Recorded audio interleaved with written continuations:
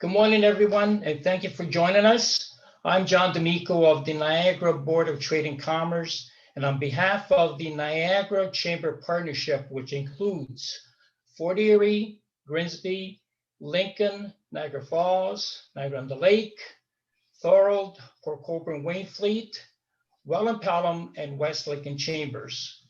I'd like to welcome you to our final session of our spring series. This will be our fifth and last for this 1 year, and we hope that you have gained some insight into the sectors that we have featured.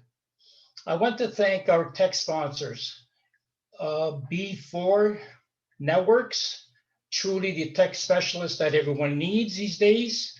We're also incredibly fortunate to have John Armstrong from Armstrong Communications, a longtime champion of our local chambers, as the moderator of this series. So without further delay, I will turn it over to John Armstrong. Thank you, John. And I'd like to welcome everybody to our last segment of Niagara's Road to Recovery. We are here today talking about the not-for-profit sector, a sector that is actually significantly bigger than probably a lot of people think. It may even rival the size of the manufacturing sector when you total things all up. So it's an incredibly important sector.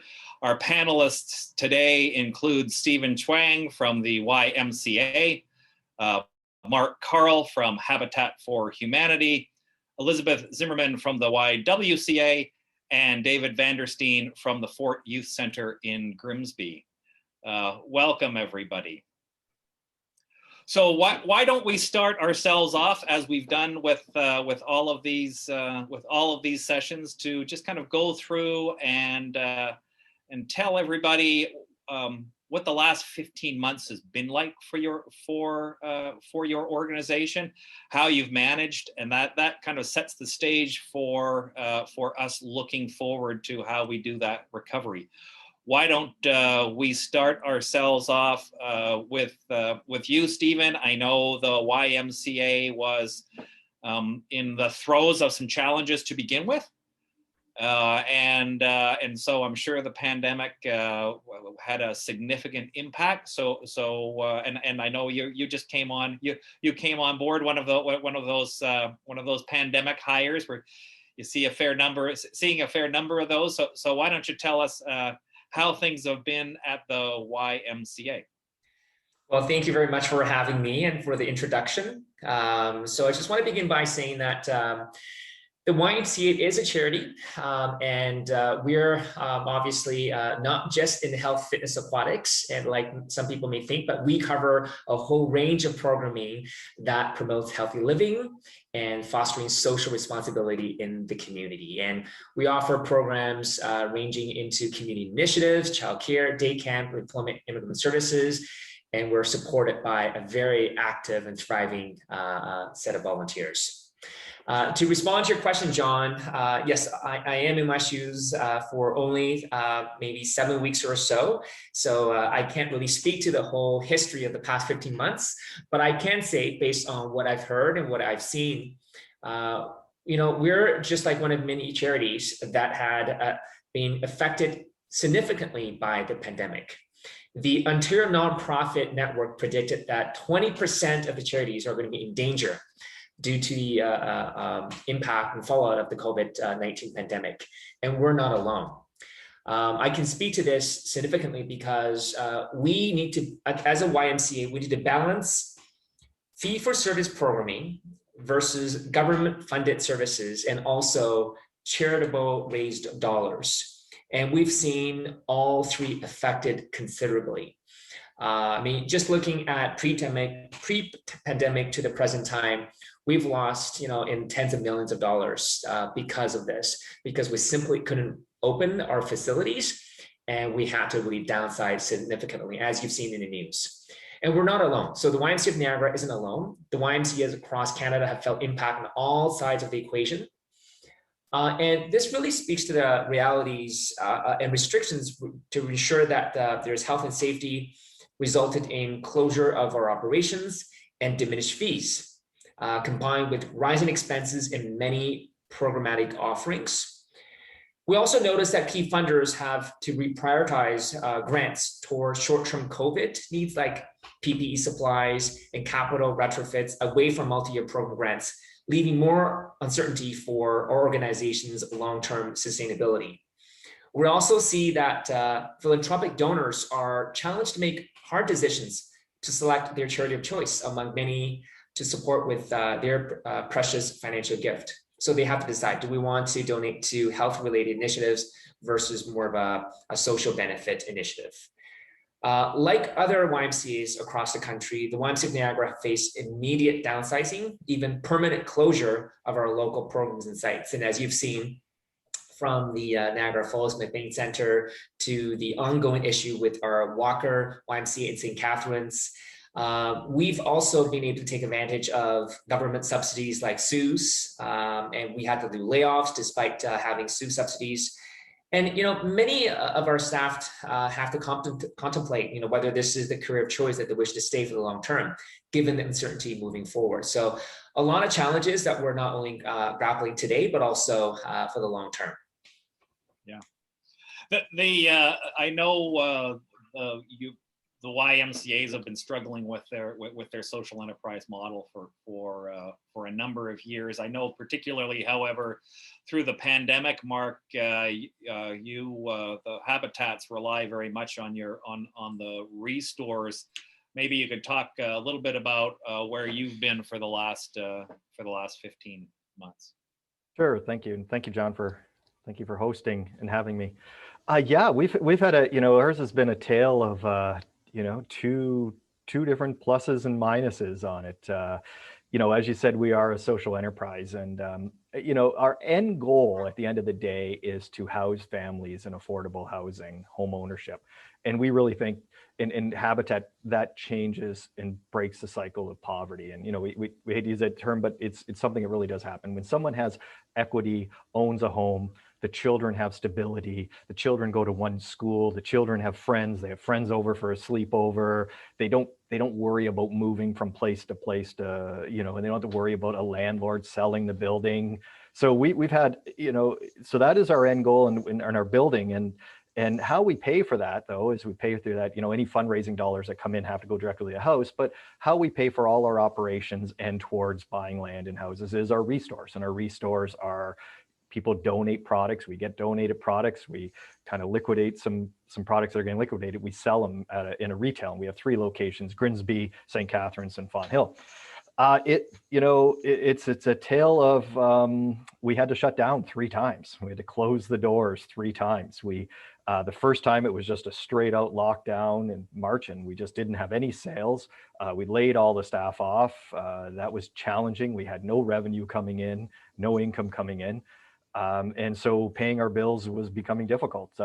Second time around during the second lockdown, and we ended up where we did online sales. So we actually, quickly scrambled and figured out how to sell stuff online, and it went well. But then the third lockdown, when we opened back up, and this is where I talk about a tale of 2 stories.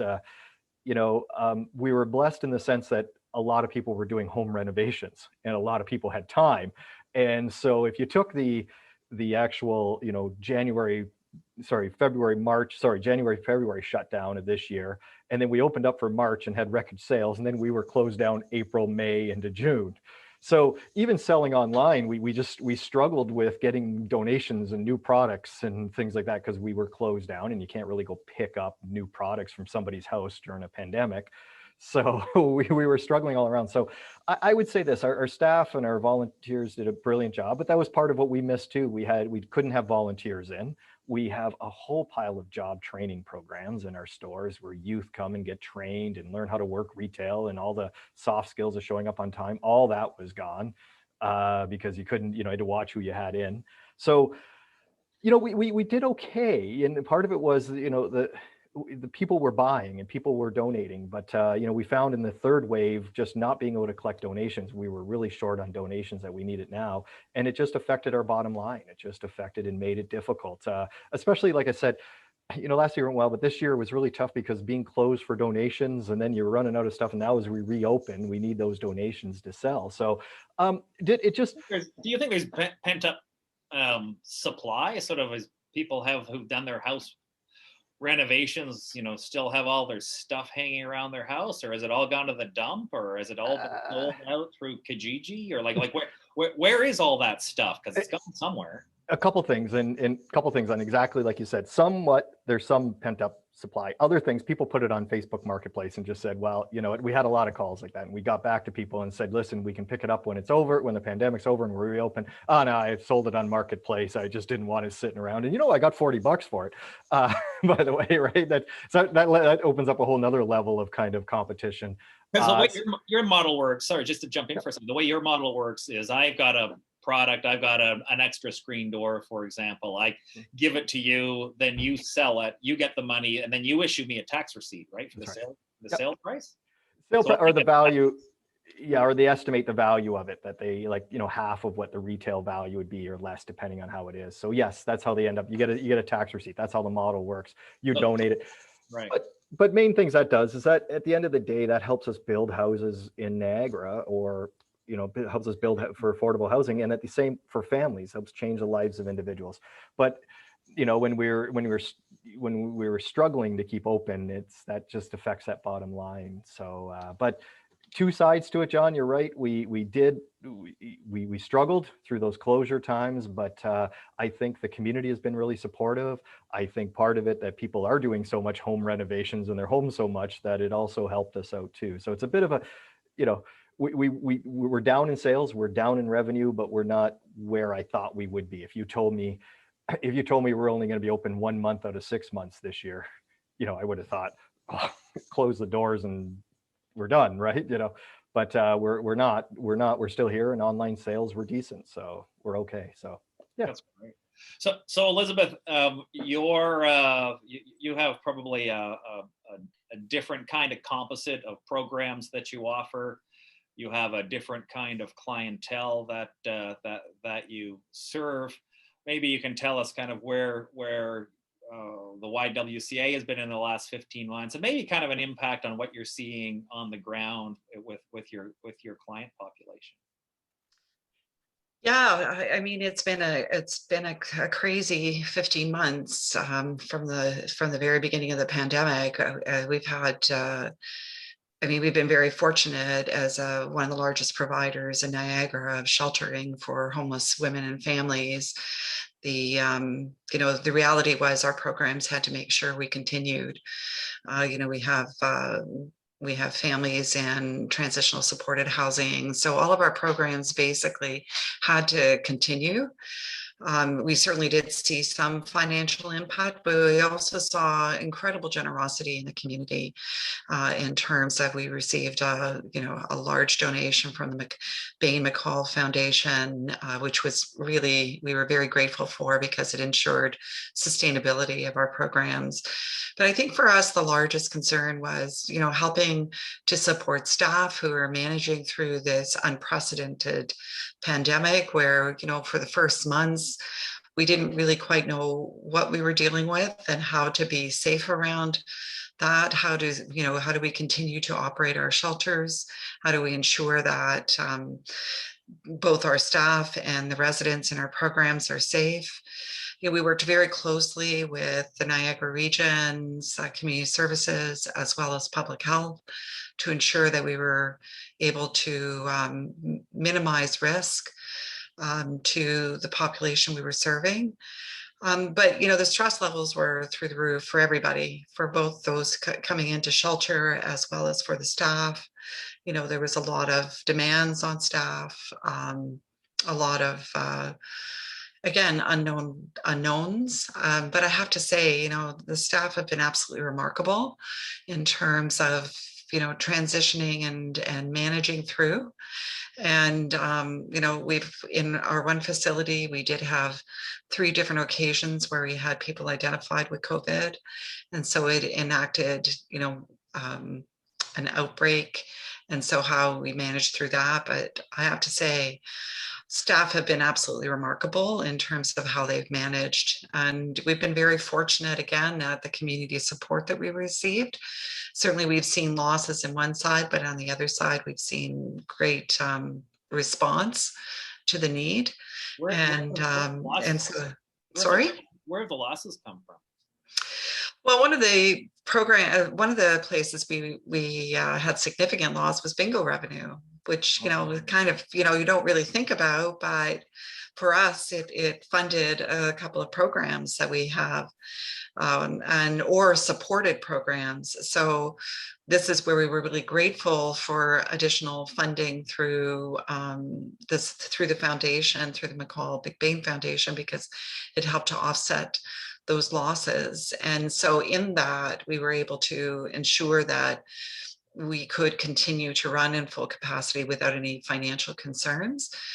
I think the other thing too, we were able to open new programs, which, again, was remarkable. But again, due to supports, we were able to run to begin our safer house for victims of human trafficking. And as you are well aware, John, we've been able to build a building and begin a new program for women who've experienced chronic homelessness, as well as our shelter for two-parent families. So, it's been, as Mark said, there's been highs, there's been lows. But it has been a highly stressful time. Again, we've seen community-wide a huge increase in the number of opioid deaths. We've certainly experienced that ourselves, the stress level that people are experiencing. We've seen suicides that have happened. And so that also creates, a huge amount of stress for the community, for the residents, and for our staff who've been working with these individuals. Has your client population changed at all? No, not yet. I'm concerned as we start to see the community open back up again. We see the reduction in government benefits, people not being able to get back into employment. There are certainly some huge concerns that I have, especially because we've seen a continued escalation in the cost of housing through the pandemic. And so, at this point, we're managing, but we've been full throughout, which we have for the last several years, in our shelters and in all of our housing programs for that matter. But it's going to be what comes next that I think I'm even more concerned about.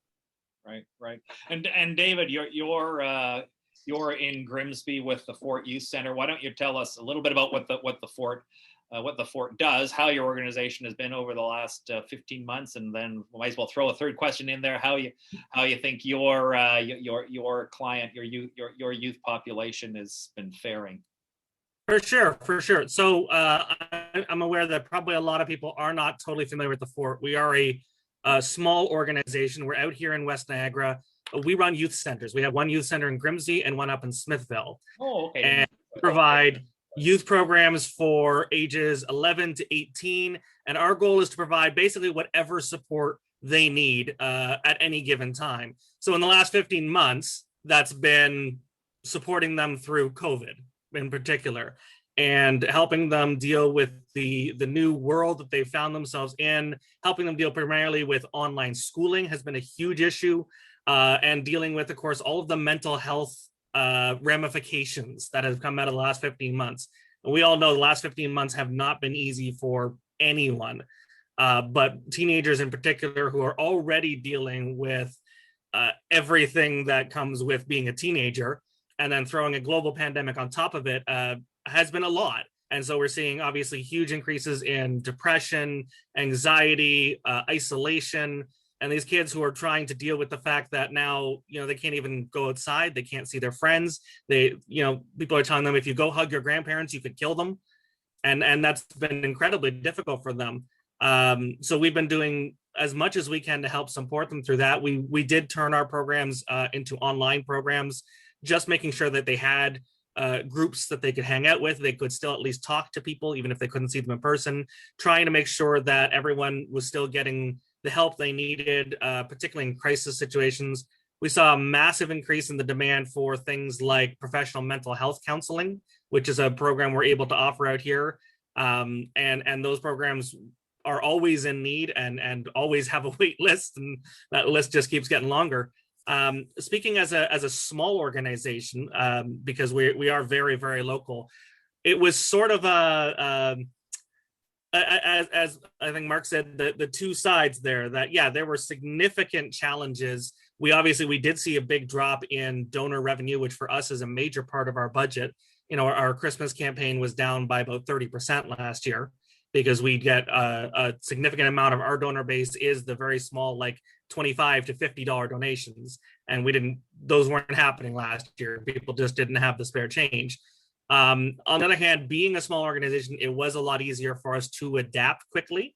We got our programs up and running online almost immediately. We didn't have to lay off staff, which was a huge bonus for us. And we know we're very, very lucky in that regard. And the government's wage support and COVID relief programs were a huge help to us as well. So it could have certainly been a lot worse, but we're looking forward to rebuilding.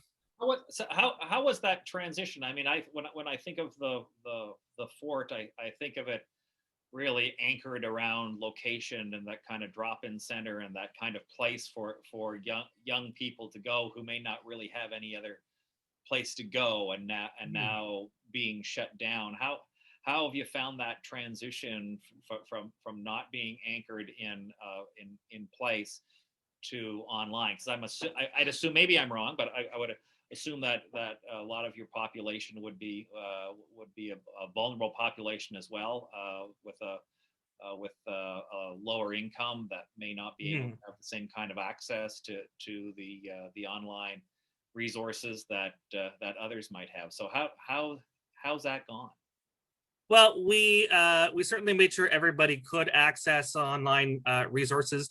It sort of worked well for us in tandem with the school systems, because they were also making sure that all of the youth had access to online systems, because they needed to do basically the same thing we were doing. So that worked out very well. And one bonus of working with teenagers is they're young, they know how computers work.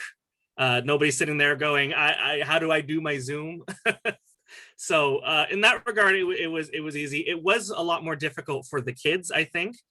They value so much being able to just come to our centers. It's a safe place for them, and it's not home and it's not school. And for a lot of these kids, not having that in their day-to-day lives anymore was very difficult. And being stuck at home, doing Zoom school all day, sitting all day on your laptop, staring at a screen with your classmates, and then your only social option for the evening also being staring at a screen with your friends, it's too much. It was too much for a lot of kids, and there wasn't a whole lot we could do about it except for offer as much as we could. Say, like, here, we can play lots of games, we can talk, we can do one-on-one sessions. It was different for every kid, right? Every kid needed a different level of support. Did you find that your client population changed through this process? Did you lose some young people who may be sort of regular users of the fort and kind of attract some new ones? What happened to your client population? We certainly saw like some kids who would come to our centers every day didn't necessarily join the online sessions every day, right? Because just exhaustion for the most part. Yeah, and then some kids who we used to see only infrequently, that might only come once a month. Yeah, we would see them a couple times a week because it was easier to do so from home. So yeah, both really. Yeah. So Stephen, what about your client population, or should I say the transition from in facilities to online? How's that gone for the YM? Has your client population changed and adjusted, or what? It's got to be tricky. It is. It has been quite challenging for sure. I know that we had to adapt many of our programs and services to virtual offerings. And we really had to do that because we needed to preserve our long-term viability. We needed to open up some resources so that we can invest back in the community in a way that's ultimately about longer-term sustainability. And so from a virtualization standpoint, our immigrant and employment services program was actually very quick to transition to virtual sessions and workshops. We actually leverage platforms like YouTube and Facebook Live. So we're very much tuned into the social media platform.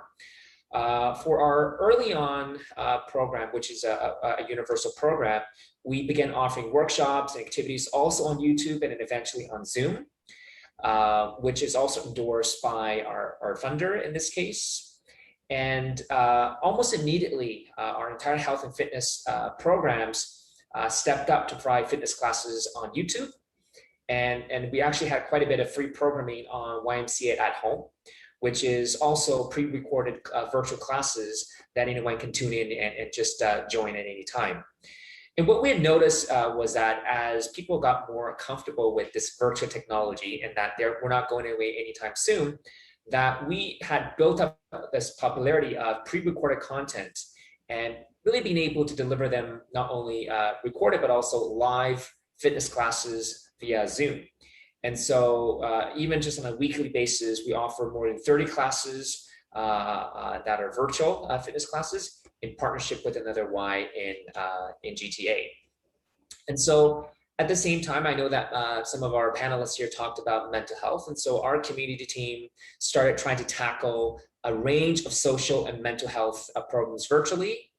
And even last summer, as we're looking to the summer, we have offered a variety of programs targeting vulnerable children and youth across the region. But now we've also opened up to in-person, more so than ever. I will say that the biggest change for us is for any in-person programming, as things get more loose from a restriction standpoint, we had to rethink about how we're going to offer them in a safe way, respecting infection prevention and control protocols, and also what the government allows us to do. So really just navigating the ever-changing public health requirements, also with keeping our clients maintained and engaged, is the balance that we struggle with on a really daily and weekly basis. Yeah. So Mark, I know you're in a slightly different circumstance. Well, significantly different circumstance. You're in the construction sector. So did you guys keep building through this period, or what's happened to your the Habitat's building program? So when the first shutdown occurred, we stopped. We shut everything down. Just unsure, lack of knowledge, all that around the pandemic. But after that, we kept building. So we built 2 houses throughout the pandemic so far. So, and just the second one's just being finished. And we had that delay time in there. We had a 4-month shutdown. One of the Habitat models, John, just never stop building. If you go down to the deep south where Habitat was born, and they say if you stop building, you're stopping the mission. So one of them is just keep building.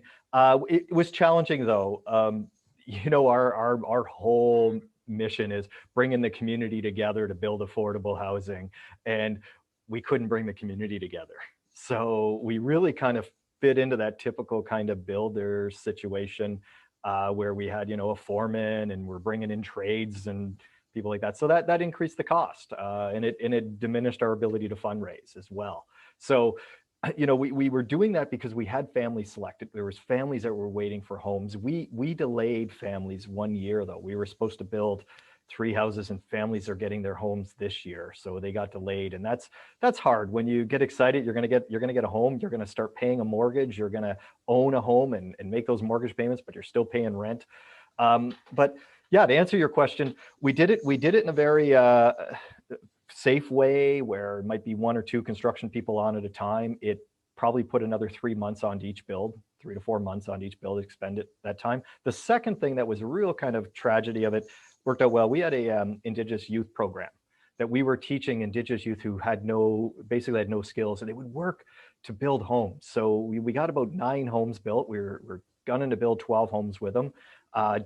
Different cohort would come in, different students would come in per house. We'd have about 10 students, youth on center. These were youth that never held a drill before, never held a saw. And then at the end of it, they stood back and they built a house.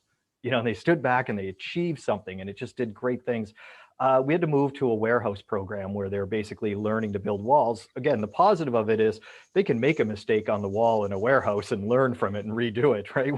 When you're putting a wall up of a house, you can't make that mistake, right? So so there's some real positives to that they're working on a warehouse, but it really took away their energy and that kind of feeling of, man, I just built a house that added to Niagara's affordable housing stock. So that was a downside. It was just because of the pandemic, we couldn't have, 1,300 square foot bungalow. We couldn't have 12 youth working in there at a time. So we rented a big warehouse with our partner, the Indigenous NEPAM, and we spread the youth out, and they're building walls, they're doing foundation in a warehouse, they're putting together kitchens, they're doing all that stuff. So yeah, well, that was able to continue then. There was a delay in it, but they've extended it 6 months to make up for the 6-month delay. But that was a real challenge. We're trying to build a house and we're trying to set up a warehouse and we're trying to, move students over here and still continue with the half-built house that we had going. So it was a real challenge on our construction and volunteers that work in our construction.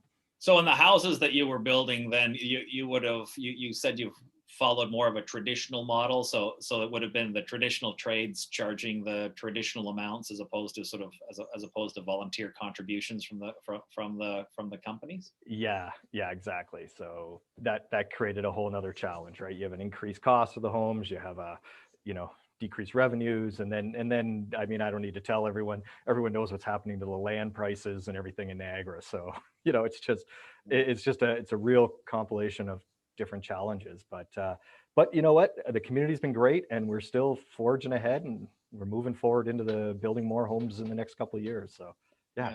That's great. So let's move on to talk a little bit more about sort of where you see things going. I know, Elizabeth, your new facility on Oakdale Avenue in St. Catharines is beautiful. I think you probably faced some construction delays yourselves as the trades had to adapt to the new health and safety rules.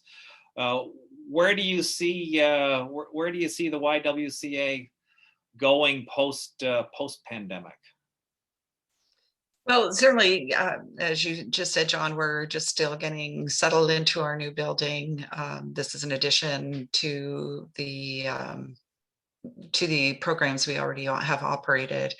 I think just, probably just stabilizing over the coming year. And I think, again, for my concern is what's going to happen in the community as things start to open up. And so I'm not sure how much we can prepare for that, but being, I think, aware that we may need to be able to adjust to particularly in sheltering, to find ways to accommodate an increased number of people who may be facing homelessness, again, because of the increased costs of housing.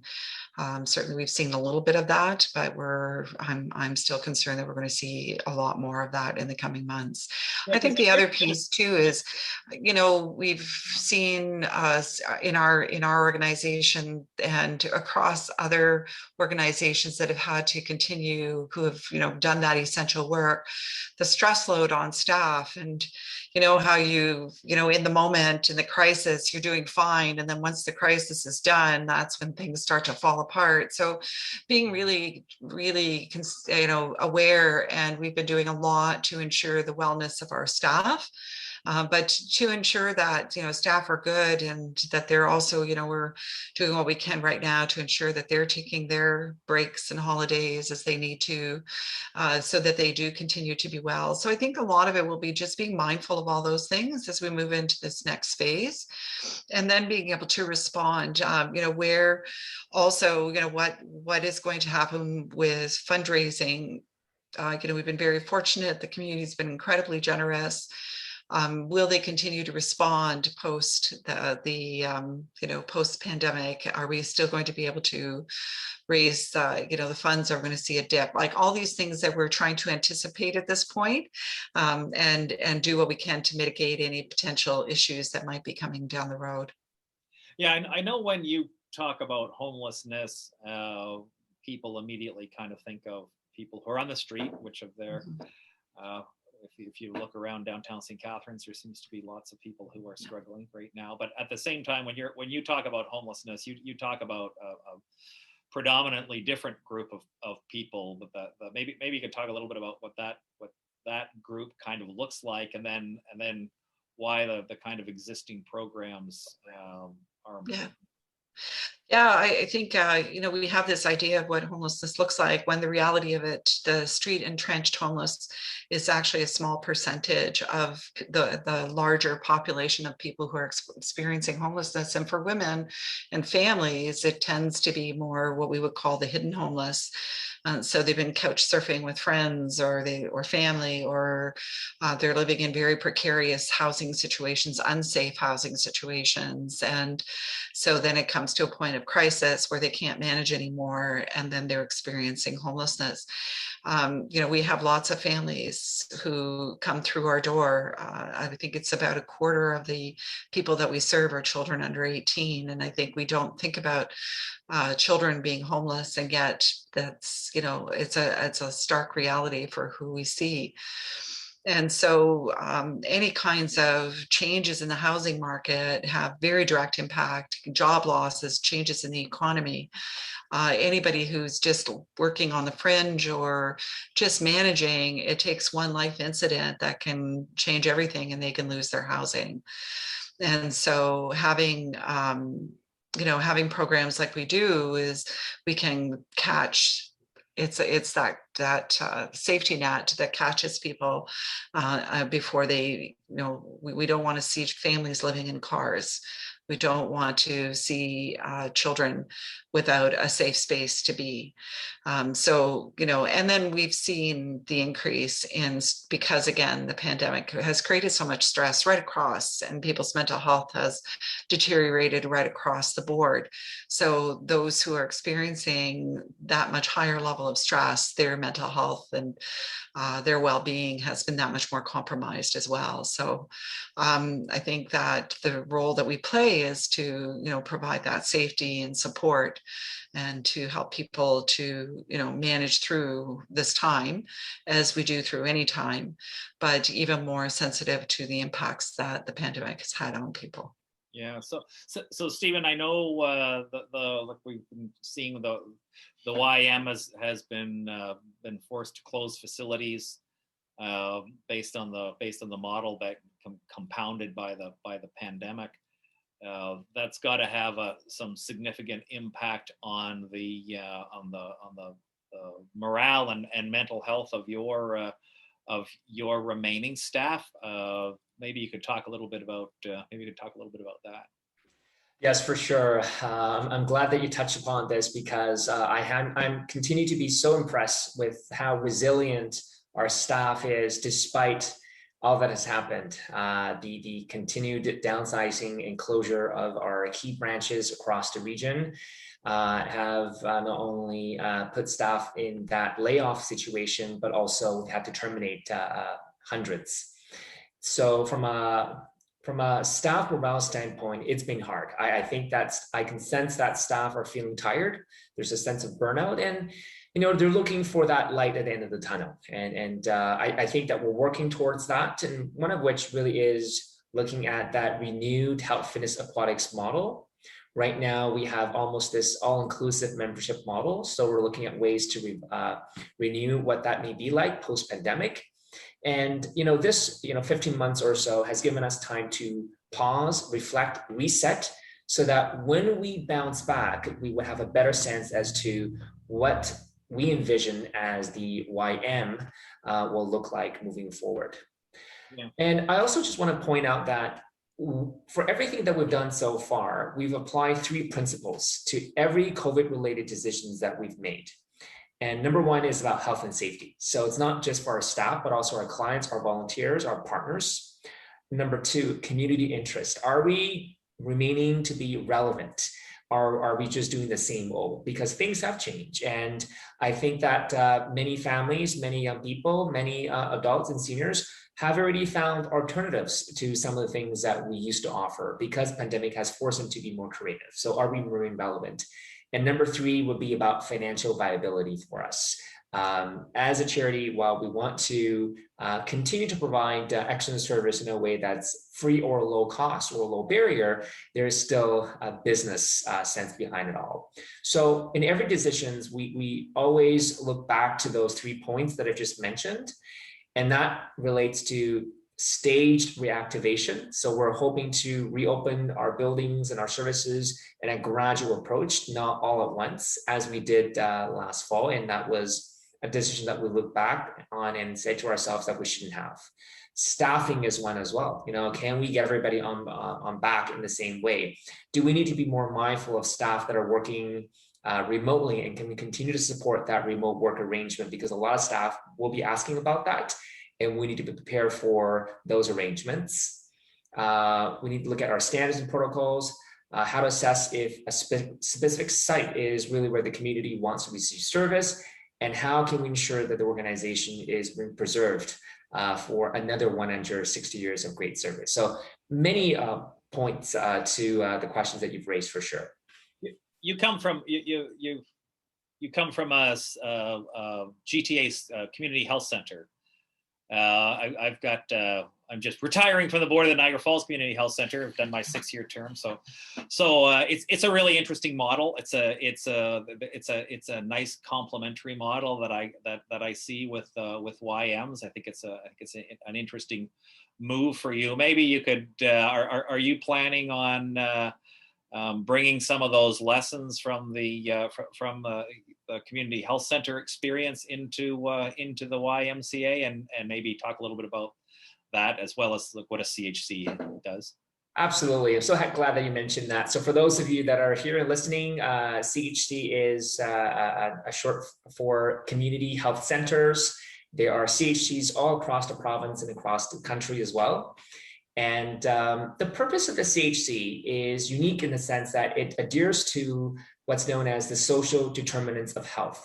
And that is, it doesn't just look at one's physical health, but also a multitude of social variables in life, from one's mental health to one's education, employment, all these multitude. There's some, it depends on the model you're looking at. There's probably up to 12 or so different variables that determines one's health equity.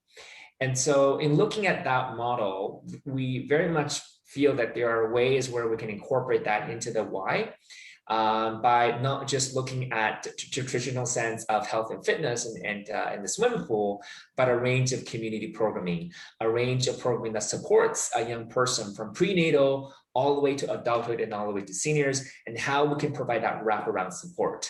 And so I definitely feel that there's great opportunity for us to bring and leverage those components together to really strengthen the benefits that we're providing to the community. And one of the things I will say is that what the CHC has done really well and continue to do so is, working in partnerships and collaborations with other stakeholders. And so my hope is to continue to leverage that approach to partnership and collaborations with all the other complementary organizations in the Niagara region, so that we are helping to meet the needs of the community while minimizing the duplication of services.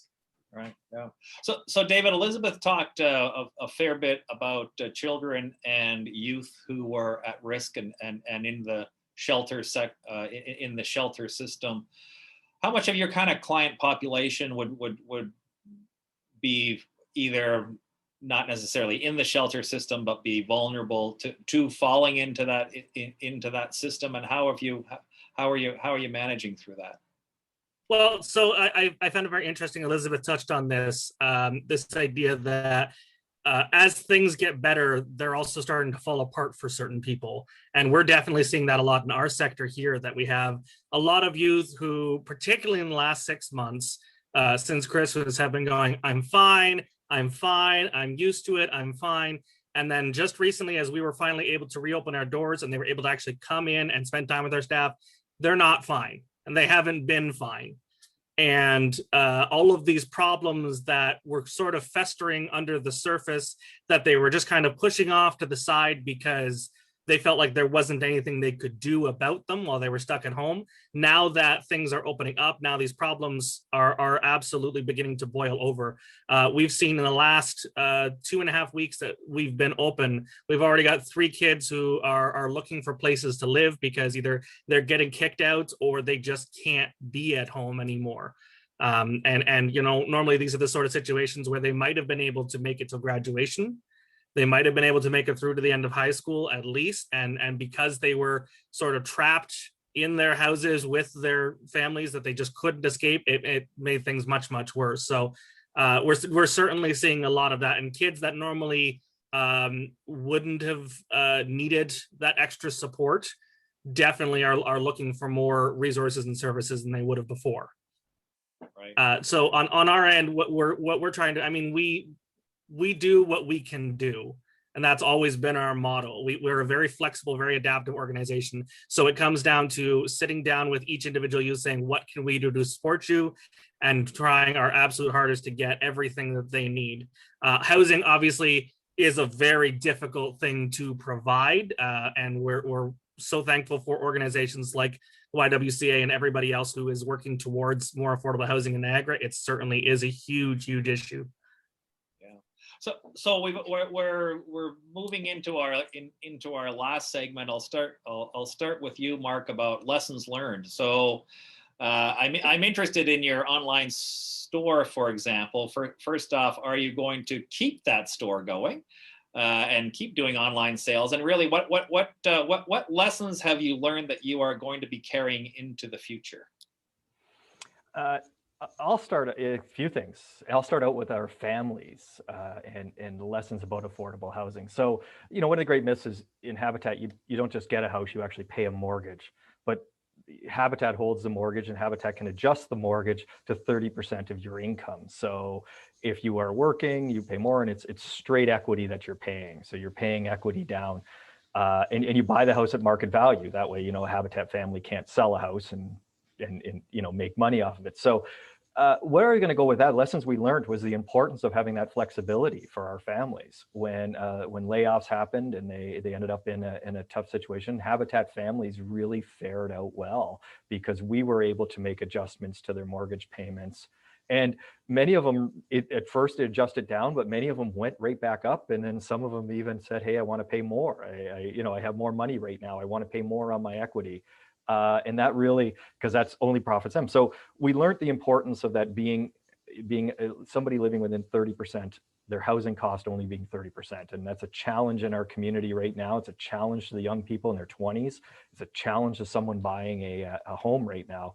But the importance that we as a community, I believe, have to really continue to work on making sure there's enough affordable housing for the health of our community. I mean, you know, many of our Habitat homeowners work in the hotel industry, work in the service industry. Many of them switched over to skip a dish. Many of them switched over and changed their careers because they had to. Things we've learned too, online sales. We were just, you know, yes, we're keeping the online store open. Yeah, we put a lot of time and energy. And we've also realized we reach such a bigger market too. You know, a lot of people will look online now before they come to the store to see what we have. People are buying. Sure, it creates a challenge for our staff. An item, you know, because we don't have like 17 of one item. Everything's donated.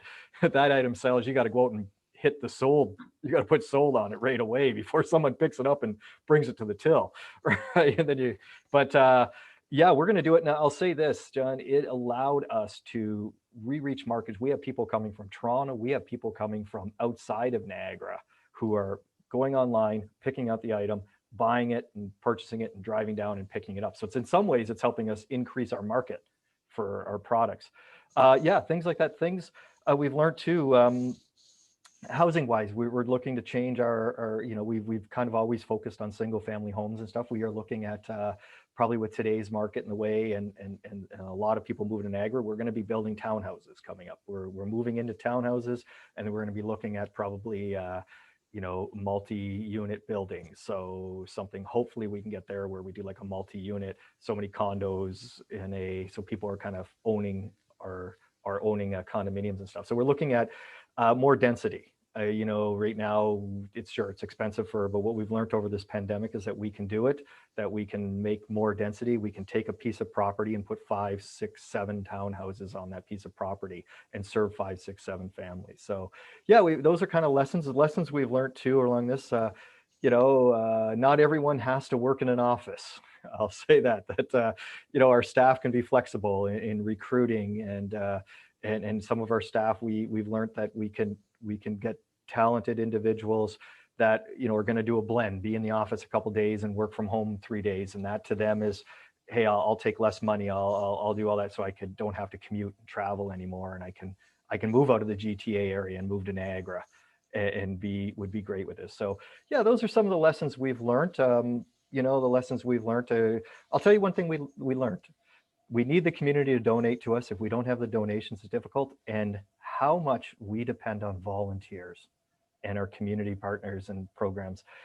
When it ran our staff just absolutely, just exhaustion when we didn't have the amount of volunteers that we had. So we have learned how important volunteers are, and the whole community is to making affordable housing. So yeah. So Elizabeth, what lessons have you learned through the pandemic that you're going to be bringing forward into the YWCA of the future? I think that the importance of flexibility. So, you know, being able to provide programs in different ways. You know, our skills development programs had to be done in different ways. So being creative and, you know, also the resilience and the ability to continue to move forward despite everything. So, you know, as I said, our staff were able to open up a new program. We were able to continue to build and come to completion of our project. I think all those things, you know, you see that level of resilience that staff have and clients too, you know. So being, you know, we are always really as responsive as we can for clients. You know, we try very hard to be, you know, delivering person-centered services, and the importance of being able to do that. And I think the other thing that became very clear too is that we are, as humans, are social beings, and we need social contact. And how do we manage through that too? You know, we see it in our clients and their need for social contact, and our staff. You know, we've been able to start to have some staff back in our space. We've moved our administration over, and it's just been incredible to see the spirit of staff as they're able to come back in and, you know, have those in-person contacts with people. So it's finding all those balances. I think that's been the key piece to all of this, is just striking the balances so people can be well, you know, mentally well, you know, physically well, and at the same time that we're able to provide the needed services that we do. And I think those are the things that we'll carry forward. But what about you, David? You've been open for a couple of weeks. Again, what lessons did you learn through these last difficult 15 months that you're going to bring forward? I think primarily the biggest thing for us moving forward is one of the things that's come out of this pandemic is that it's become much more socially acceptable to look for mental health support. You know, there was always a huge stigma around going to counseling, getting therapy, and that's existed for decades. But in the last 15 months, this idea that it's okay to not be okay has gained major mainstream acceptance because everybody was dealing with it. I don't think there's a soul on the planet who made it through the last 15 months without struggling at least once. And so we're seeing like that stigma, that idea of only the you know, the weak or the crazies need help has almost disappeared in the last 15 months. That it's okay if you need to sit there and talk to somebody, that's a normal thing now. And that for us is one of the huge opportunities to pursue moving forward, is that anybody can need help and that's okay. And that doesn't mean that there's something wrong with you or that there's something broken with you. It just means you need a little bit of help, and that's fine. We're also looking forward to seeing how the education system has adapted for these kids. And while I'm sure they're looking forward to going back into the classroom, and that is going to be the best thing for most of these youth, there are definitely youth that did better online, that were not performing well in a normal school setting.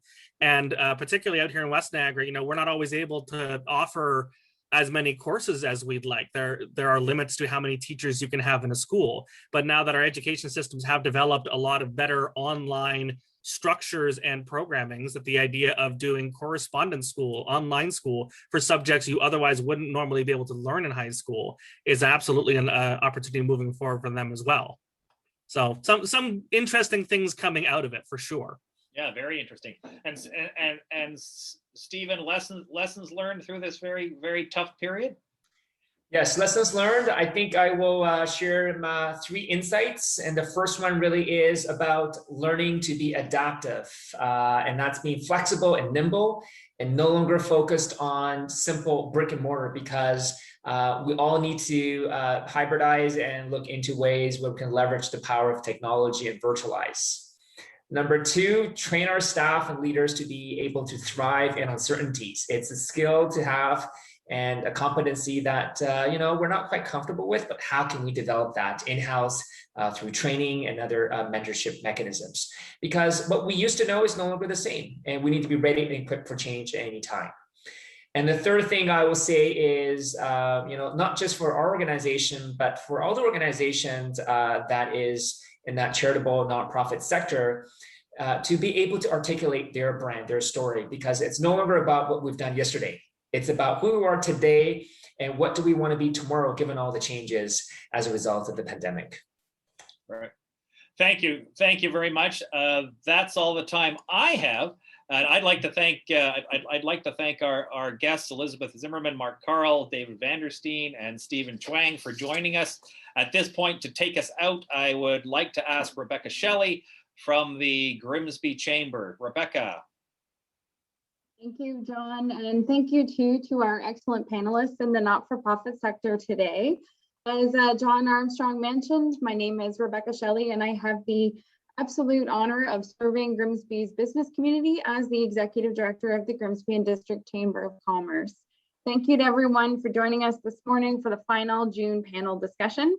This series has been organized by the Niagara Chamber Partnership, which John D'Amico mentioned at the beginning of the session, represents businesses and organizations from a multitude of municipalities across Niagara, Fort Erie, Grimsby, Lincoln, Niagara Falls, Niagara-on-the-Lake, Thorold, Port Colborne, Wainfleet, Welland, Pelham, and West Lincoln. Today's not-for-profit session concludes the 5-part series that we kicked off at the beginning of June with Regional Chair Tim Bradley's participation in the winery and agriculture session. Over the past 5 weeks, we've heard insights from 5 sectors, including the winery and agriculture, tourism, construction, manufacturing, and concluding with today's not-for-profit session. It truly has been a fascinating learning experience, hearing the ins and outs of how different industries have responded to the extreme challenges of the pandemic, reflecting back on the last 15 months, and then looking forward to the future. I would like to extend a huge and heartfelt thanks to John Armstrong from Armstrong Communications, who has not only moderated these sessions, but managed the flow with an abundance of both grace and intellect, and elicited truly compelling observations and insights from industry leaders across Niagara. Thank you, John. Oh, my Another big thank you. Another big thank you goes out to Brian LaChapelle and B4 Networks for being our tech sponsor and making it possible for the Niagara Chamber Partnership to bring you these sessions. Here in the Chamber Network, we value these kinds of ongoing partnerships with local businesses because it means they believe in the merit and relevancy of the programming we're bringing forward. Thank you, Brian and B4 Networks.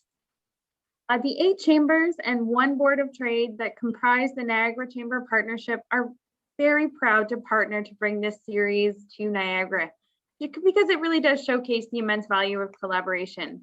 We truly live the stronger together mantra every day and wholeheartedly believe that working together allows us to be more than the sum of our parts, as they say. Our 9 organizations collaborate regularly to bring Niagara Chamber Partnership membership benefits to businesses throughout the region, to put our collective resources behind important advocacy efforts, and to bring you relevant, informative event programming like this series. We look forward to continuing the Road to Recovery series this fall and hope we'll see each of you at an upcoming event. On behalf of my colleagues in the Niagara Chamber Partnership, thank you to all of our panelists, to Brian, to John Armstrong, and to you, our audience, for joining us. Stay safe, everyone, please, and have a wonderful summer. Thanks. Bye-bye. Thank you. Thank you very much. Appreciate it. Thank you.